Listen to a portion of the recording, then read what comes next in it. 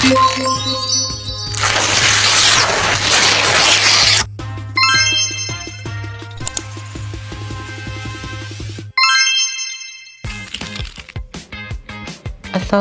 warahmatullahi wabarakatuh. Hai, perkenalkan nama saya Mas Riful dengan NIM 20200501012058. Di sini saya akan memenuhi tugas mata kuliah analisis laporan keuangan dengan tugas presentasi. Mohon disimak teman-teman. Baik, kita mulai. Yang pertama ada analisis rasio keuangan. Rasio keuangan adalah alat analisis keuangan yang digunakan untuk menilai kinerja suatu perusahaan berdasarkan data perbandingan yang ada pada laporan keuangan.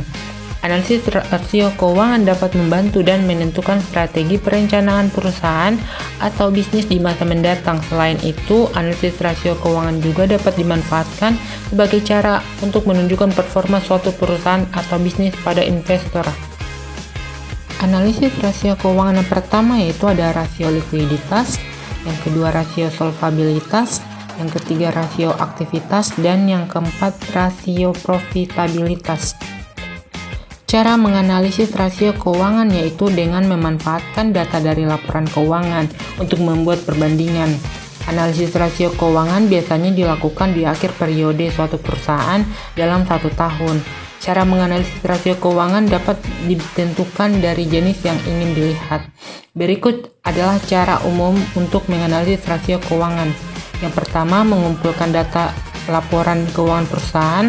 Yang kedua, menghitung rasio keuangan yang diinginkan. Yang ketiga, membandingkan rasio keuangan dengan rasio keuangan perusahaan sejenis atau industri yang sama. Yang keempat, menganalisis hasil perbandingan dan menarik kesimpulan. Materi selanjutnya ada analisis perubahan pendapatan. Analisis perubahan pendapatan adalah analisis yang dilakukan untuk mengetahui perubahan pendapatan suatu perusahaan dari waktu ke waktu. Analisis ini dapat memberikan informasi tentang kinerja perusahaan dalam menghasilkan pendapatan dan dapat membantu dalam menentukan strategi perencanaan perusahaan di masa mendatang. Beberapa hal yang dapat diperhatikan dalam analisis perubahan pendapatan. Yang pertama yaitu harga pokok penjualan dan biaya-biaya yang dikeluarkan oleh perusahaan. Yang kedua, volume penjualan dari waktu ke waktu. Yang ketiga, perubahan produk atau kegiatan utama perusahaan. Materi yang ketiga yaitu ada analisis kredit. Analisis kredit adalah suatu proses analisis yang dilakukan untuk menilai kelayakan suatu permohonan kredit. Tujuan dari analisis kredit adalah untuk memastikan bahwa pemohon kredit memiliki kemampuan dan kemauan untuk memenuhi kewajibannya dalam mengembalikan pinjaman, termasuk bunga yang telah disepakati. Analisis kredit dilakukan oleh pegawai bank yang ditugaskan untuk menganalisis permohonan kredit. Analisis kredit beberapa hal yang harus diperhatikan. Yang pertama yaitu kemampuan pemohon kredit dalam membayar pinjaman. Yang kedua, riwayat kredit dan kemampuan manajemen permohonan kredit. Yang ketiga, jaminan dan sumber pembiayaan lainnya. Dan yang keempat, aspek hukum lingkungan, keuangan, pemasaran, produksi, manajemen, dan ekonomi. Materi yang keempat yaitu ada analisis titik impact atau break-even point. Analisis titik impact atau break-even point adalah suatu analisis yang dilakukan untuk mengetahui titik di mana pendapatan dan biaya seimbang, sehingga perusahaan tidak mengalami kerugian maupun keuntungan. Analisis dapat membantu perusahaan dalam menentukan harga jual produk, volume penjualan yang dibutuhkan untuk mencapai titik impasse, dan estimasi laba yang dihasilkan.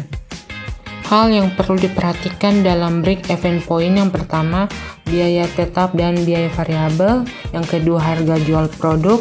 Yang ketiga, volume penjualan. Yang keempat, margin kontribusi. Dan yang kelima, titik impasse dalam unit dan dalam rupiah. Cara menghitung titik impasse yaitu dengan membandingkan biaya tetap dan biaya variabel dengan harga jual produk. Dalam menghitung titik impasse, perlu diperhatikan bahwa biaya tetap dan biaya variabel dapat berubah-ubah tergantung pada volume penjualan. Oleh karena itu, perlu dilakukan perhitungan yang cermat dan akurat untuk memperhatikan hasil yang tepat. Materi yang kelima atau materi yang terakhir ada analisis kinerja keuangan. Analisis kinerja keuangan adalah suatu analisis yang dilakukan untuk menilai kinerja keuangan suatu perusahaan dari waktu ke waktu. Analisis kinerja keuangan dapat dilakukan dengan menggunakan berbagai metode.